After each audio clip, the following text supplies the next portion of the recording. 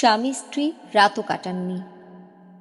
1994 সালের 28শে ডিসেম্বর বঙ্গবন্ধু কন্যা শেখ হাসিনা জাতীয় সংসদ সদস্য পদ থেকে পদত্যাগ করলেন। 29 মিন্টু রোডের সরকারি বাসা ত্যাগ করে ধানমন্ডি 5 নম্বর রোডের 54 নম্বর বাড়িতে উঠলেন। ধানমন্ডি 5 নম্বর রোডের 54 নম্বর বাড়িটি প্রথম ও দ্বিতীয় তলা শেখ হাসিনার পরিত্যক্ত স্বামী ডক্টর ওয়াজেদ মিয়ার নামে, আর তৃতীয় তলা শেখ হাসিনার নিজের নামে। শেখ হাসিনার অবহেলিত ও পরিত্যক্ত স্বামী বৈজ্ঞানিক ডক্টর ওয়াজেদ মিয়া এই বাড়িটি করার সময় দ্বিতীয় তলা করার পর টাকা ফুরিয়ে গেলে শেখ হাসিনার কাছে ধার চান। তখন শেখ হাসিনা তৃতীয় তলা তার নিজের নামে লিখে নিয়ে তারপর ডক্টর ওয়াজেদকে টাকা দেন। অবশ্য এই বাড়িতে ডক্টর ওয়াজেদ মিয়া আর শেখ হাসিনা একসঙ্গে একটি রাতও কাটাননি। শুধু এই বাড়িতে কেন, 1981 সালের 17 মে শেখ হাসিনা বাংলাদেশে আসার পর থেকেই 1997 সালের ফেব্রুয়ারি পর্যন্ত এই 16-17 বছর একসঙ্গে স্বামী স্ত্রী হিসেবে রাত কাটানো তো দূরের কথা, এক বাড়িতেই কখনো থাকেননি। 1981 সালে 17 মে বাংলাদেশে আসার পর মাত্র কিছুদিন শেখ হাসিনা ডক্টর ওয়াজেদ মিয়ার মহাখালীস্থ সরকারি কোয়ার্টারে ছিলেন। শেখ হাসিনা যতদিন ডক্টর ওয়াজেদ মিয়ার সরকারি কোয়ার্টারে থেকেছেন ততদিন ডক্টর ওয়াজেদ মিয়া তার কোয়ার্টারে না থেকে সরকারি রেস্ট হাউসে থাকতেন। এরপর বঙ্গবন্ধু কন্যা শেখ হাসিনা ধানমন্ডি 32 নম্বরে তার পিত্রালয় বঙ্গবন্ধু ভবনে চলে আসেন। বঙ্গবন্ধু ভবন থেকে যান বিরোধী দলীয় নেত্রীর 29 মিন্টু রোডের সরকারি বাসভবনে। তখন শেখ হাসিনা এবং তার স্বামী ডক্টর ওয়াজেদ মিয়ার ধানমন্ডি 5 নম্বর রোডের 54 নম্বর বাড়িটি ভাড়া দেয়া ছিল। 1994 সালের ডিসেম্বর মাসে ধানমন্ডি 5 নম্বর রোডের 54 নম্বর বাড়িটির ভাড়াটিয়াদের এক প্রকার জোর করে তাড়িয়ে দিয়ে খালি করা হয় এবং তারপর বঙ্গবন্ধু কন্যা শেখ হাসিনা এই বাড়িতে আসেন। এই বাড়িতে থেকেই নানা আন্দোলন সংগ্রাম এবং নির্বাচনের পর জননেত্রী বঙ্গবন্ধু কন্যা শেখ হাসিনা প্রধানমন্ত্রী হয়ে রাষ্ট্রীয় অতিথি ভবন করতোয়া বর্তমানে গণভবনে গিয়ে ওঠেন। শেখ হাসিনার এই দীর্ঘ 16-17 বছরের জীবনে ডক্টর ওয়াজেদ মিয়া একটি রাতও শেখ হাসিনার সাথে কাটাননি। এমনকি এই 16-17 বছরের জীবনে শেখ হাসিনা আর ডক্টর ওয়াজেদ মিয়ার 16-17 বার দেখা পর্যন্ত হয়নি। তবে হঠাৎ হঠাৎ মাঝে মাঝে কদাচিৎ উদ্ভ্রান্তের মতো ডক্টর ওয়াজেদ মিয়া এসে হাজির হতেন, কিন্তু তিনি শেখ হাসিনার পক্ষ থেকে কোনো প্রকার আদর আপ্যায়ন পেতেন না। এমনকি সাধারণ সৌজন্যটুকু শেখ হাসিনা ডক্টর ওয়াজেদ মিয়াকে দেখাতেন না। শেখ হাসিনা যখন বিরোধী দলীয় নেত্রী হিসেবে 29 মিন্টু রোডের সরকারি বাসায় থাকতেন তখন এক ঈদের দিনে সাধারণ দর্শনার্থীদের মতোই ডক্টর ওয়াজেদ মিয়া শেখ হাসিনার সঙ্গে ঈদ মোবারক জানাতে এলেন।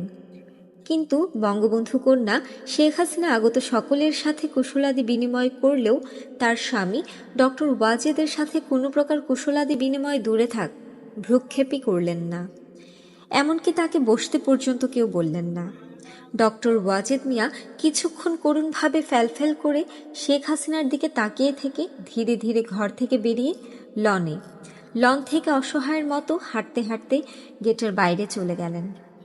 এই একমাত্র শেখ হাসিনা আর তার খুবই ঘনিষ্ঠ কয়েকজন ছাড়া কেউ জানল না, বুঝল না এই ব্যক্তিটি কে। অনেকবার অসুস্থ হয়ে সোহরাওয়ার্দী হাসপাতাল সহ বিভিন্ন হাসপাতালে মাসাধিককাল পড়ে থাকলেও বঙ্গবন্ধু কন্যা শেখ হাসিনা একটিবারের জন্য তার স্বামী ডক্টর ওয়াজেদ মিয়াকে দেখতে যেতেন না। শেখ হাসিনার দেহে আঘাত। শেখ হাসিনার দেহে অনেক আঘাতের চিহ্ন রয়েছে। এই আঘাতের ব্যথায় মাঝে মাঝে কাতরাতেন তিনি, এমনকি কেঁদে ফেলতেন। কাঁদতে কাঁদতে বলতেন, ময়না, এই বিশেষ জায়গাটায় বেশি করে মালিশ করো। প্রধানমন্ত্রী শেখ হাসিনা কর্তৃক অবাঞ্ছিত ঘোষিত 2 নং ব্যক্তি মিসেস মতিউর রহমান রেন্টু ওরফে ময়না।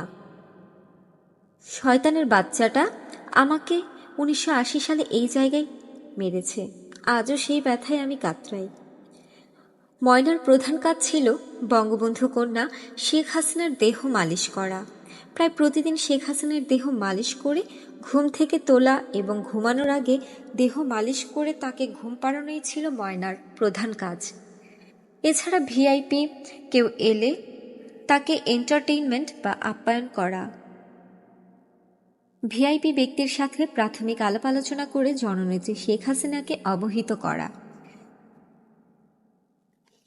টেলিফোন ধরা ও টেলিফোনকারীকে প্রয়োজনীয় ইনফরমেশন দেয়া এবং নেত্রীকে তা ইনফর্ম করা, বঙ্গবন্ধু কন্যার যাবতীয় খাবার দাবারের ব্যবস্থা করা, তার শাড়ি পোশাক আশাক তৈরি করা এবং শেখ হাসিনাকে কাপড় চোপড় পোশাক পরিয়ে পরিপাটি করে বাইরের বিভিন্ন কর্মসূচিতে পাঠানো ইত্যাদি ছিল ময়নার দৈনন্দিন দায়িত্ব। এছাড়া বাড়তি দায়িত্ব হিসেবে ছিল নেত্রীকে বাইরের প্রকৃত খবরাখবর জানানো। এসব করা ময়নার দায়িত্ব ছিল, কিন্তু চাকরি ছিল না। এসব করার জন্য ময়নাকে বেতন করে রাখা হয়নি। উপরন্তু ময়নাই জননেত্রী শেখ হাসিনাকে টাকা পয়সা কাপড় চোপড় জিনিসপত্র যাবতীয় কিছু সাধ্যানুযায়ী দিত। ভোরে মেয়ে শেখ হাসিনাকে ঘুম থেকে তুলে নাস্তা খাইয়ে দিতে যতক্ষণ ঘরে থাকতেন ততক্ষণই ময়নাকে কাছে থাকতে হতো। কোনো কোনো দিন শেখ হাসিনার বাসা থেকে ময়নার নিজের বাসায় ফিরতে রাত 1টা-2টাও হতো। বঙ্গবন্ধু কন্যা শেখ হাসিনা ময়নাকে ধরে কাঁদতে থাকতেন আর বলতে থাকতেন, জানো ময়না, শয়তানের বাচ্চা আমাকে দিনে 3বার মারত, সকাল দুপুর আর রাতে। এই 3 বেলা শয়তানের বাচ্চা শয়তান আমাকে মারত, মেরে মেরে আমার সারা শরীর ঝাঁঝরা করে দিত। হারামের বাচ্চাটা দুপুরে এসে আমাকে মারবে, এই জন্য একবেলা কম মার খাওয়ার জন্য আমি জয় আর পুতুল 2 সন্তানকে নিয়ে দুপুরে পার্কে কাটিয়ে আসতাম। ওই ইবলিশটার মারের চোটে আমার দেহের কিচ্ছু নেই, সারা দেহে শুধু ব্যথা। বিয়ের পর থেকেই শয়তানের বাচ্চা আমাকে মারা শুরু করেছে। অদ্ভুত চরিত্র, কর্ম ও ভাগ্য। শেখ হাসিনার স্বামী ডক্টর ওয়াজেদ মিয়া শেখ হাসিনাকে দৈহিক নির্যাতন করতেন, মারধর করতেন। একথা শেখ হাসিনা অসংখ্যবার কেঁদে কেঁদে বলেছেন। শেখ হাসিনার কান্নায় ময়নার চোখেও পানি ঝরেছে। কিন্তু কেন স্বামী তাকে মারতেন, দৈহিক নির্যাতন করতেন, এই কথা শেখ হাসিনা কখনোই বলেননি। এই এক অদ্ভুত চরিত্র, কর্ম ও ভাগ্যের অধিকারী শেখ হাসিনা। বিদেশ থেকে একমাত্র কন্যা পুতুল এসে মা শেখ হাসিনাকে ডাকে, এই যে বহুরূপী, তোমার তো রূপের শেষ নেই, এবার কী রূপ দেখাবে তুমি? শেখ হাসিনা কোনো কথা বললে সঙ্গে সঙ্গে মেয়ে পুতুল আত্মীয় স্বজন সকলের সামনে বলে ওঠে, এটা তোমার কত নম্বর রূপ? শেখ হাসিনার ছোট বোন শেখ রেহানাকে পুতুল বলে, খালা, এটা তোমার বোনের কত নম্বর রূপ? তোমার বোন তো বহুরূপী, রূপের শেষ নেই তার। বঙ্গবন্ধু কন্যা শেখ হাসিনা তৎক্ষণাৎ চুপ মেরে যান, কোনো কথা বলেন না। শেখ হাসিনা মেয়ে পুতুলকে তার নিজের বিয়ের প্রস্তাব দিলে কোনো রকম টালবাহানা না করে বিনা বাক্যে মুহূর্তের মধ্যে সচল এক পায়ে দাঁড়িয়ে রাজি হয়ে যায় পুতুল। মনে হয় যেন কারো হাত ধরে মুক্তি পেতে চায় পুতুল। শেখ হাসিনাও যেন তেন পাত্রের কাছে পুতুলকে বিয়ে দিয়ে মুক্ত হতে চান। বঙ্গবন্ধু কন্যা শেখ হাসিনা বিদেশে বসবাসরত একমাত্র পুত্র জয়কে ফোন করে দেশে এসে বেরিয়ে যেতে বলেন এবং আসার সময় তার নিজের জন্য একটা শাড়ি নিয়ে আসতে বললে পুত্র জয় সরাসরি অস্বীকার করে বলে, ওসব শাড়ি চাড়ি আমি আনতে পারবো না। শেখ হাসিনা আবার উপস্থিত সকলকে বলে, দেখো আমার সন্তান, দেখো আমার জন্য একটা শাড়ি আনতে বললাম, ছেলে আমার সরাসরি না করে দিল। মা হিসেবে পুত্রকন্যার প্রতি শেখ হাসিনার আচার আচরণে কোনোদিন কোনো ত্রুটি চোখে পড়েনি, বরং মনে হয়েছে মা হিসেবে শেখ হাসিনার তুলনা নেই। তারপরও আশ্চর্যের বিষয়, শেখ হাসিনার প্রতি তার পুত্রকন্যার কেন এরকম আচরণ? রাজাকারের ছেলের সাথে বিয়ে দেব না। বঙ্গবন্ধু কন্যা শেখ হাসিনা তার কন্যা পুতুলের বিয়ে ঠিক করলে ধানমন্ডি 5 নম্বর রোডের 54 নম্বর বাড়িতে শেখ হাসিনার স্বামী ডাক্তার ওয়াজেদ মিয়া এসে ক্ষিপ্ত হয়ে হাসিনাকে বলতে লাগলেন, মেয়ে কি তোমার একার? মেয়ে কি আমার না? তুমি রাজাকারের ছেলের কাছে আমার মেয়ের বিয়ে ঠিক করেছ? রাইফেল হাতে নিয়ে যে রাজাকারগিরি করেছে, মুক্তিযোদ্ধা মেরেছে, তার ছেলের সঙ্গে আমি কিছুতেই আমার মেয়ের বিয়ে দেব না। তুমি আমার মেয়েকে ওই রাজাকারের ছেলের সাথে কিছুতেই বিয়ে দিতে পারবে না। জননেত্রী বঙ্গবন্ধু কন্যা শেখ হাসিনা বললেন, আমি মেয়ে বিয়ে দেব, পারলে তুমি ঠেকাও। ডক্টর ওয়াজেদ বললেন, তাই বলে তুমি রাজাকারের ছেলের সাথে মেয়ে বিয়ে দেবে? বঙ্গবন্ধু কন্যা বললেন, কিসের আবার রাজাকার? আমার আত্মীয়, এটাই বড় কথা। সাথে মরলে আত্মীয়রাই মরে, দেখো নাই ওই মুক্তিযোদ্ধারাই আমার বাপ মা ভাইদের কিভাবে মেরেছে? আমি আমার মেয়েকে এখানেই বিয়ে দেব, পারলে তুমি ঠেকাও। ডক্টর ওয়াজেদ মিয়া বললেন, তোমাদের সাথে তো আমি ঠেকা ঠেকিতে পারবো না, তবে আমি বলে দিচ্ছি, আমার মেয়েকে যদি রাজাকারের ছেলের সাথে বিয়ে দাও তবে আমি এই বিয়ের সাথে নেই, এই বিয়েতে আমি আসবো না। আমি তোমাকে অনুরোধ করছি, ওই রাজাকারের ছেলে ছাড়া যেখানে খুশি তুমি মেয়ে বিয়ে দাও, আমি তোমার সাথে থাকবো, কিন্তু রাজাকারের বংশের মেয়ে বিয়ে দিলে আমি থাকবো না। বঙ্গবন্ধু কন্যা শেখ হাসিনা তার স্বামী ডক্টর ওয়াজেদের কথা রাখলেন না। তিনি তার ইচ্ছে মতো রাজাকারের ছেলের সঙ্গে মেয়ে বিয়ে দিলেন। সত্যি সত্যি ডক্টর ওয়াজেদ কথা পাকাপাকি, পান চিনি, গায়ে হলুদ এবং বিয়ে কোথাও এলেন না। শুধু বিয়ের অনুষ্ঠানে প্রধানমন্ত্রী বেগম খালেদা জিয়ার সঙ্গে মিনিট ৩-৪ জন্য এসে আবার খালেদা জিয়ার সঙ্গেই চলে গেলেন। তিনি কারোর সাথে কোনো কথা বললেন না, কেউ তার সঙ্গে কোনো কথা বলল না। বিয়ের খুঁটিনাটি থেকে শুরু করে যাবতীয় যা আয়োজন তার সিংহভাগই করতে হয়েছে আমাদের। এর উপর বঙ্গবন্ধু কন্যা শেখ হাসিনার বাবার ফুফাতো ভাইয়ের ছেলে বর্তমানে প্রধানমন্ত্রী শেখ হাসিনার এপিএস বাহাউদ্দিন নাসিমের বায়না তো ছিলই।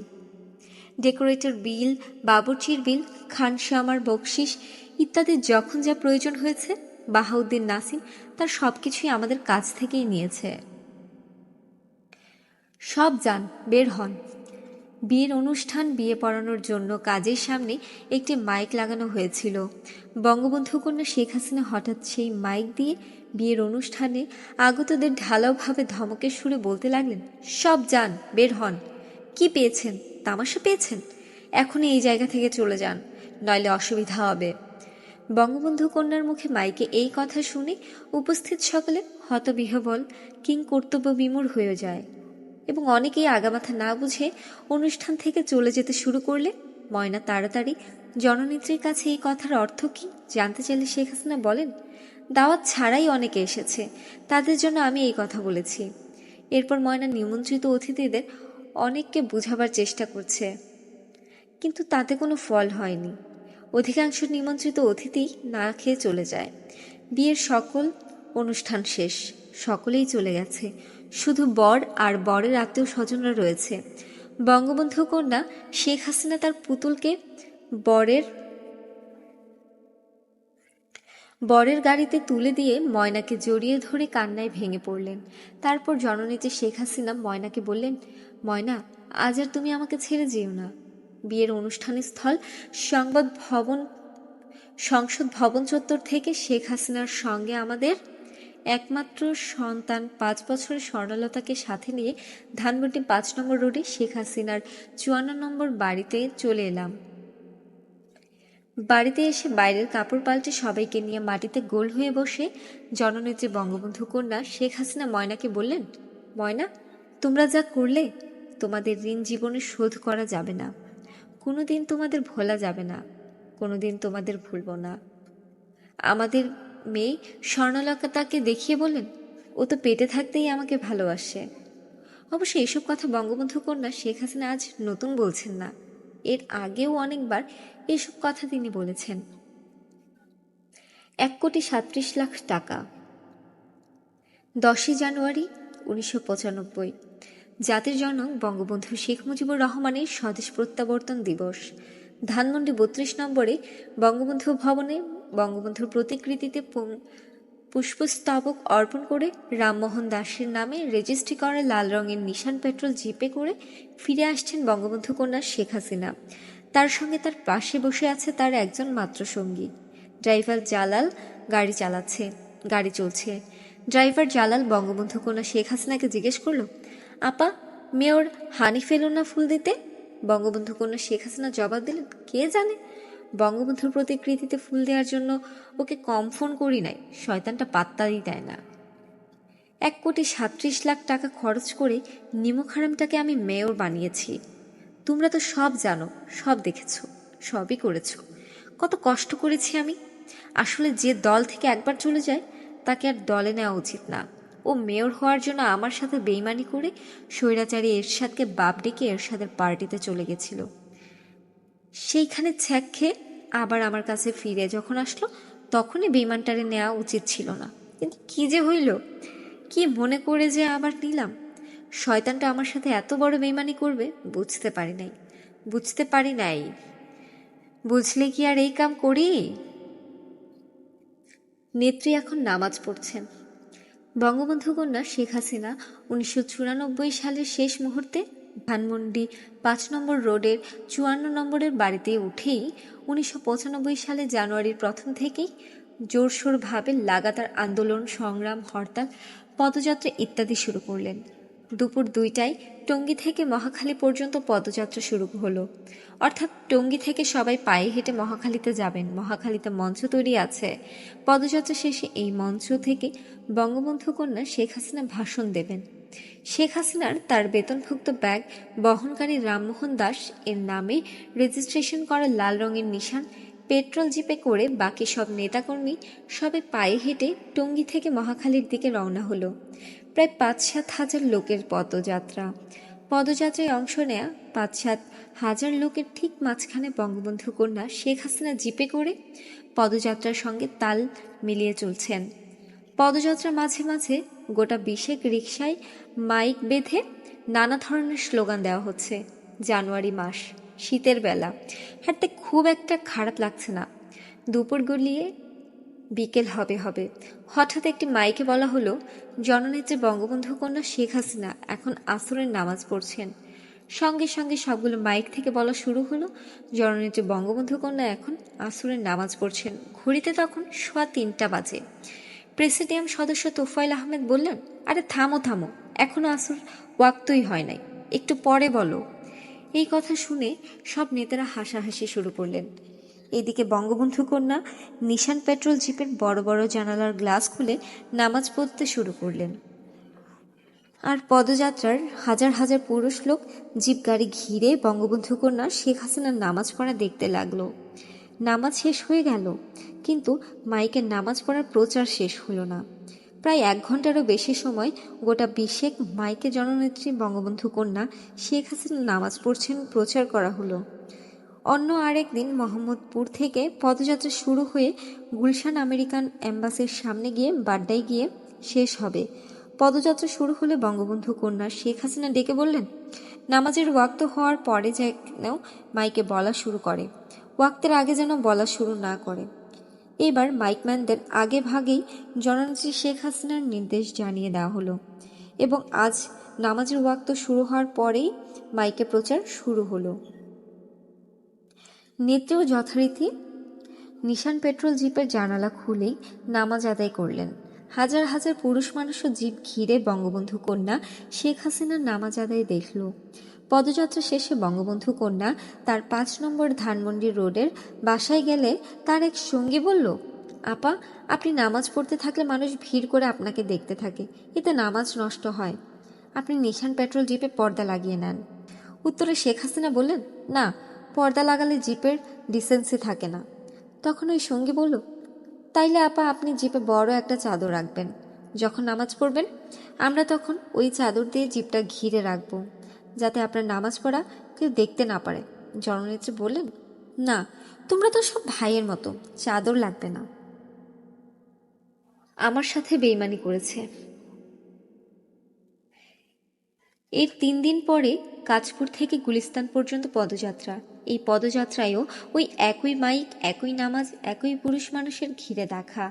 এই পদযাত্রায় যোগ দিয়েছিল নোয়াখালী জেলা আওয়ামী লীগের সভাপতি মোহাম্মদ হানিফ। বঙ্গবন্ধু কন্যা শেখ হাসিনার নিশান পেট্রোল জিপের পাশে হাঁটতে হাঁটতে নোয়াখালী জেলা আওয়ামী লীগের সভাপতি মোহাম্মদ হানিফ বঙ্গবন্ধু কন্যা শেখ হাসিনাকে জিজ্ঞেস করলেন, নেত্রী, আমার মিতাকে দেখছি না? নেত্রী বলল, কোন মিতা? জেলা সভাপতি বললেন, নগর আওয়ামী লীগের সভাপতি ঢাকার মেয়র মোহাম্মদ হানিফকে দেখছি না। সভানেত্রী রেগে বলে উঠলেন, জানেন না, কুত্তার বাচ্চাটা আমার সাথে বেইমানি করেছে, নিমক হারামি করেছে। ওরে আমি 1,37,00,000 টাকা খরচ করে মেয়র বানিয়েছি, আর কুত্তার বাচ্চাটা আমার সাথেই বেইমানি করেছে।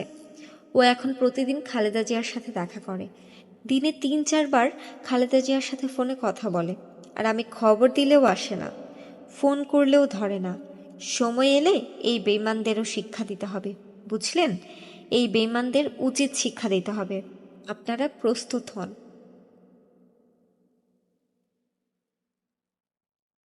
আমি খাইছি। জননেত্রী বঙ্গবন্ধু কন্যা শেখ হাসিনা সারা দেশে লাগাতার 3 দিন হরতাল দিয়েছেন। দোকানপাট খুলবে না, অফিস আদালত কলকারখানা স্কুল কলেজ চলবে না, গাড়ির চাকা ঘুরবে না। আগামী 3 দিনের হরতালে ঘোষণা পাওয়ায় ঢাকা শহরের প্রায় অর্ধেক মানুষ শহর ছেড়ে গ্রামের বাড়িতে চলে গেছে।